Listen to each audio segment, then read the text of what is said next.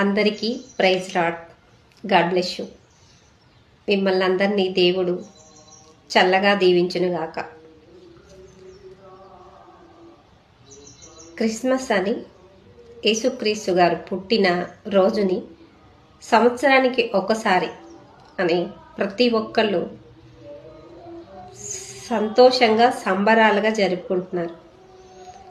దేవుణ్ణి గుర్తు చేసుకునేది సంవత్సరానికి ఒకసారి కాదు, ప్రతిరోజు